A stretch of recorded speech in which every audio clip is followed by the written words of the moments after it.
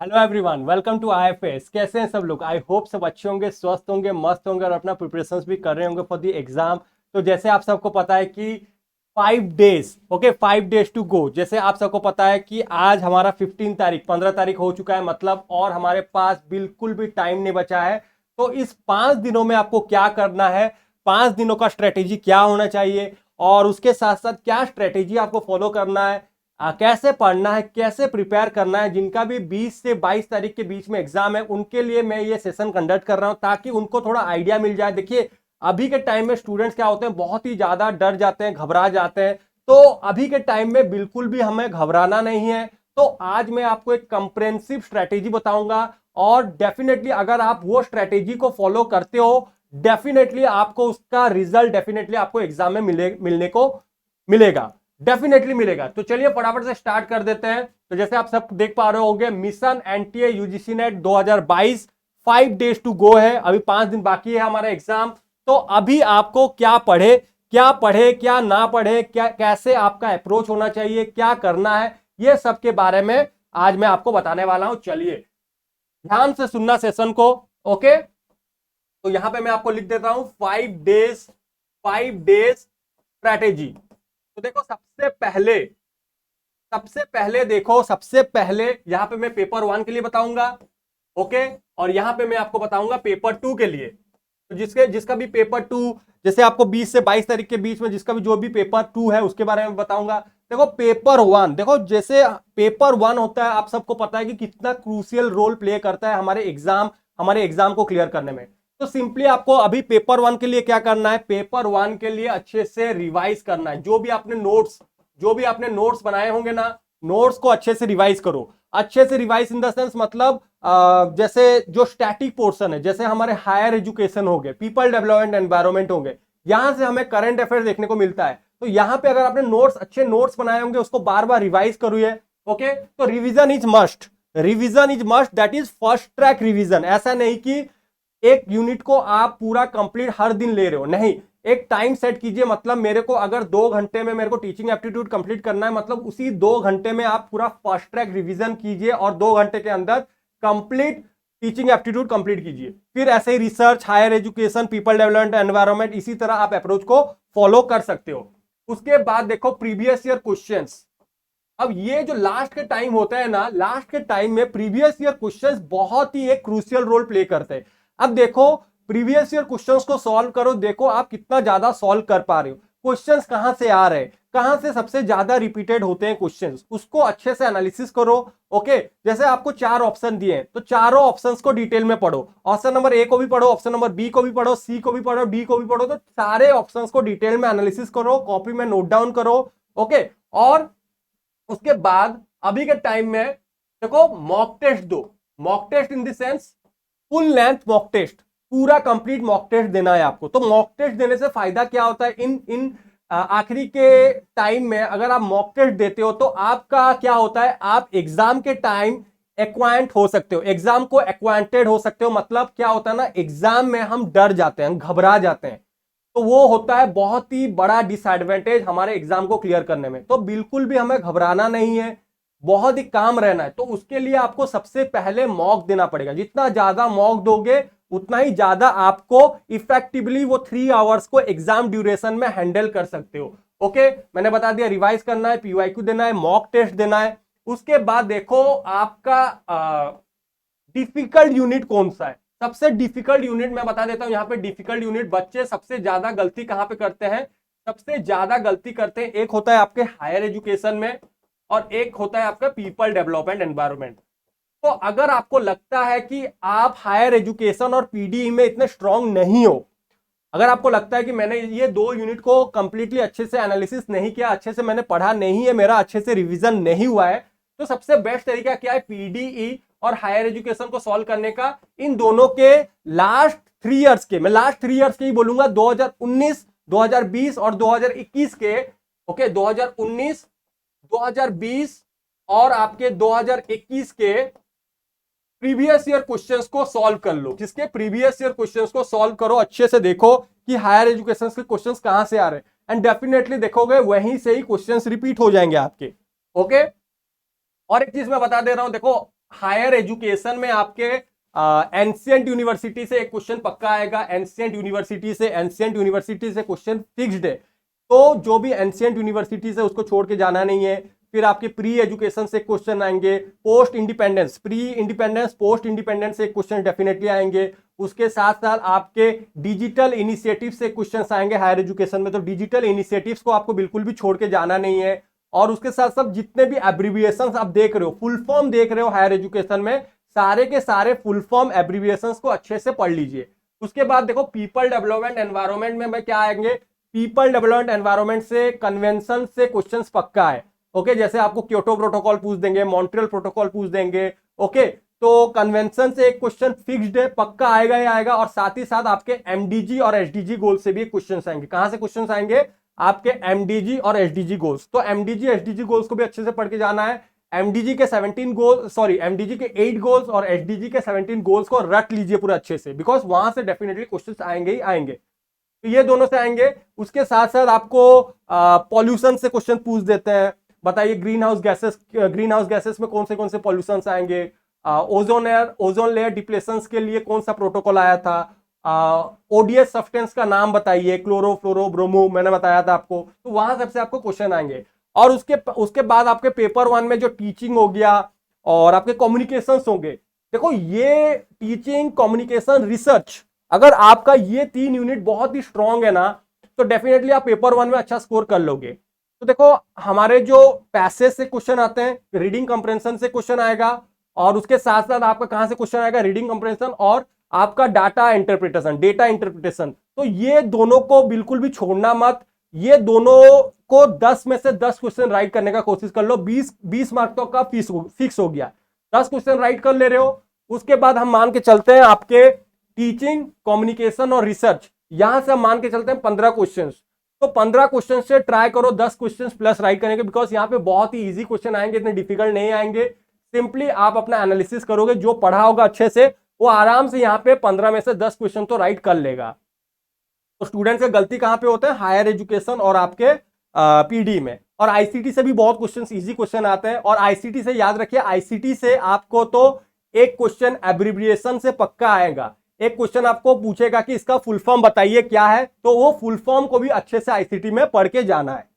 Okay, तो paper 1 में आपको क्या करना है, अच्छे से जितना भी आपने पढ़ा है उसको रिवाइज कीजिए।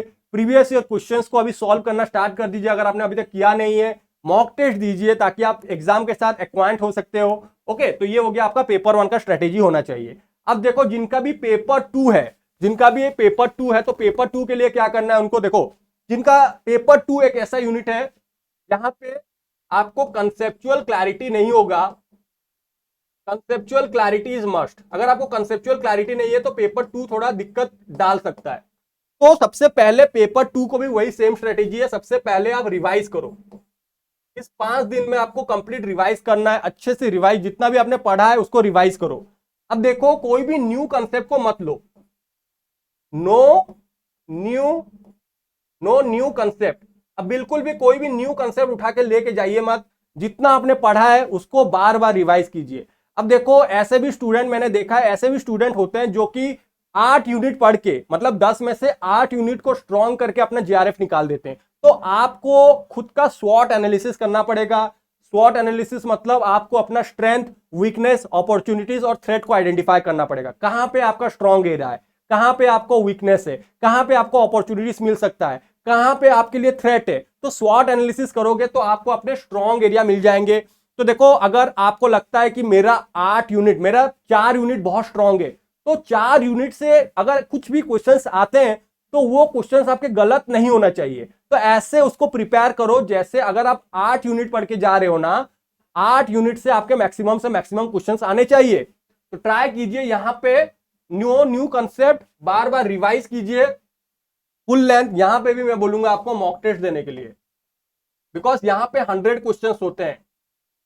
यहां पे कितने क्वेश्चंस होते हैं, 100 क्वेश्चन। तो 100 क्वेश्चन सॉल्व करना होता है आपको, 100 क्वेश्चंस को सॉल्व करना होता है। तो बहुत सारे स्टूडेंट्स बोर लगने लग जाता है, बोरियत फील होता है, बिकॉज 100 क्वेश्चन सॉल्व करते करते ना दिमाग काम करना बंद कर जाता है। तो इसी के लिए मैं हमेशा मेरा अप्रोच यही बोलता हूं कि सबसे पहले इजी क्वेश्चन को सॉल्व करो, इजी से मॉडरेट लेवल जाओ, मॉडरेट से फिर लास्ट में डिफिकल्ट लेवल को क्वेश्चन स्ट्रॉन्ग करो। तो यही अप्रोच आपको एग्जाम में भी फॉलो करना है। मैं हमेशा अप्रोच के ऊपर बात करता हूं, और आपको एक approach, cutting concept, elimination method, approach को स्ट्रांग बना लो। कटिंग कंसेप्ट यूज करो, एलिमिनेशन मेथड को यूज करो।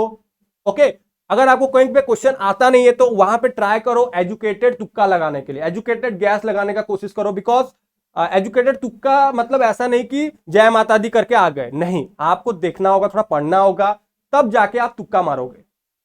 ओके, तो वही अप्रोच है, इजी क्वेश्चन को पहले सॉल्व करेंगे, फिर मॉडरेट जाएंगे, फिर डिफिकल्ट जाएंगे। तो इजी क्वेश्चन अगर हम सॉल्व कर देते हैं, तो इजी क्वेश्चन सॉल्व करने से क्या होगा, हमारे अंदर एक कॉन्फिडेंस बिल्डअप होना स्टार्ट हो जाता है कि यस, मेरे से क्वेश्चन बन रहे हैं। तो धीरे धीरे धीरे धीरे हम अपना अप्रोच को बढ़ाते जाएंगे। अगर मान लो आप डिफिकल्ट क्वेश्चन से स्टार्ट कर रहे हो और वो क्वेश्चन आपको आ ही नहीं रहे, तो आपके कॉन्फिडेंस लेवल पूरा डाउन हो जाएगा, और आपको जो कॉन्फिडेंस लेवल जो आपने हाई रख के गए थे एग्जाम में कि मुझे ये एग्जाम को जैसे भी करके इसी टाइम में क्रैक करना है, तो वो कॉन्फिडेंस लेवल आपका कंप्लीटली जीरो हो जाता है। इसी के लिए मैं हमेशा बोलता हूं, go with the easy question first, then with the moderate, then last and not the least difficult level. Okay, तो यही 5 डे स्ट्रेटेजी आपको अपनाना है। पीवाईक्यू लगाना है, एमसीक्यू सॉल्व करना है, मॉक लगाना है, और रिवाइज करते रहना है। और कोई भी न्यू टॉपिक आपको लेके जाना नहीं है। जितना आपने पढ़ लिया है उसको बार बार ब्रशअप कीजिए, उसको बार बार रिवाइज कीजिए, ताकि उसमें से कोई भी क्वेश्चन आएगा तो आपका गलत नहीं होना चाहिए। ओके, तो आई होप आपको इस 4 दिन, इन 5 दिनों में क्या क्या करना है, क्या नहीं करना है। अब देखो, नहीं करने में मैं अगर क्या बोलूंगा, अभी अभी देखो, अभी बिल्कुल इतना ज्यादा स्ट्रेस मत लो अपने माइंड में। मतलब अब 4 दिन बचे हैं, 5 दिन बचे हैं, तो इतना ज्यादा स्ट्रेसफुल मत लीजिए। जितना हो चुका है ठीक है, जो नहीं हुआ है उसको छोड़ दो, जो हाथ में है उसको ऊपर काम करो। जो हाथ में नहीं होगा, जो हाथ में नहीं है उसके ऊपर बिल्कुल भी सोचने का कोशिश मत करो।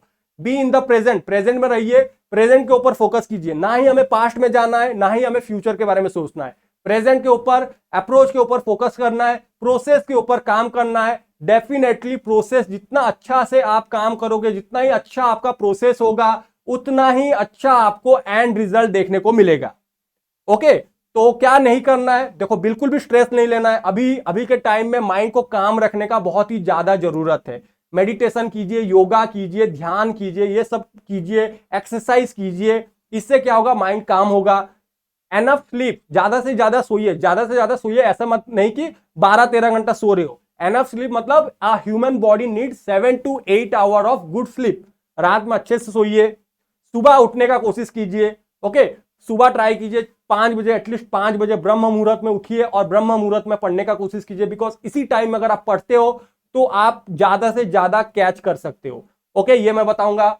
उसके बाद अच्छा खाइए, बाहर का खाना अभी थोड़ा दिन के लिए कम कर दीजिए। जितना, जैसे जैसे बोलते हैं ना, पेट से ही दिमाग चलना स्टार्ट करता है। खाली पेट बिल्कुल मत पड़िए, पेट को थोड़ा भर के रखिए, थोड़ा हल्का फुल्का खाते रहिए। हैवी भी मत खाइए, ज्यादा भी मत खाइए, बिकॉज ज्यादा खाओगे तो नींद आ जाएगी।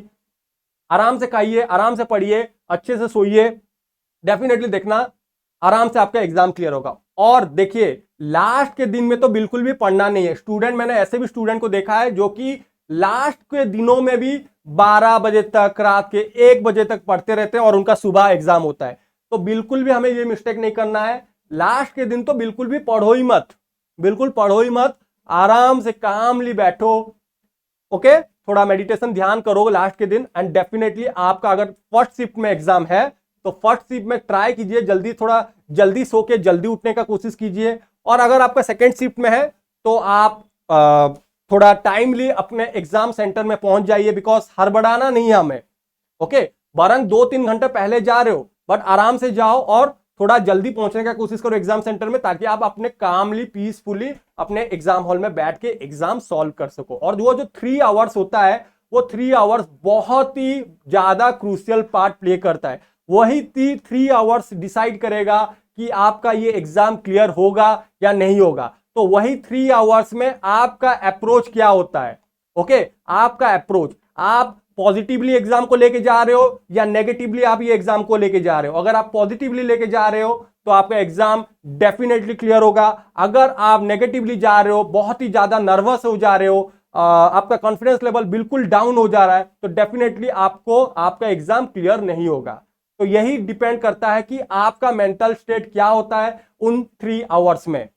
ओके, तो मैं ज्यादा और नहीं बताऊंगा, तो मैंने आपको बता दिया इन 4-5 दिन में आपका क्या स्ट्रेटेजी होना चाहिए, क्या पॉलिसी होना चाहिए, कैसे पढ़ना है।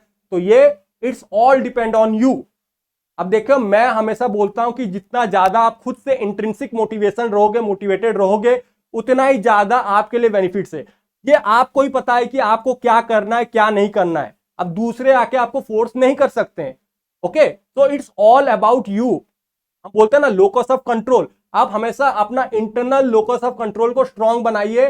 डेफिनेटली जितना ज्यादा आप सेल्फ एफिकेसी बनोगे, उतना ही ज्यादा आप फ्यूचर में बहुत ही अच्छी पोजीशन में पहुंच जाओगे। ओके, तो ये था आज के टॉपिक 5 डे स्ट्रेटेजी, 5 डेज ब्रह्मास्त्र, जो मुझे आपको बताना था। अगर इस ब्रह्मास्त्र को आप यूज करते हो इन 5-4 दिनों में और एग्जाम के आवर में, डेफिनेटली आपका यूजीसी नेट एग्जाम क्लियर हो जाएगा। Okay, so that's all from my side. Thank you very much everyone for joining with me. इसी तरह पढ़ते रहिए, खुश रहिए, मेहनत करते रहिए, डेफिनेटली आप सभी का एग्जाम क्लियर होगा। ओके, अगर आपने अभी तक सब्सक्राइब नहीं किया है चैनल को, तो प्लीज डू सब्सक्राइब, और जितने भी आपके फ्रेंड है सबके साथ शेयर कीजिए, लाइक कीजिए, एंड हमारे साथ बने रहिए, बिकॉज यहाँ पे हम आपके लिए बहुत ही मेहनत कर रहे हैं और बहुत ही बढ़िया बढ़िया नोटिफिकेशन आपके लिए लेके आ रहे हैं।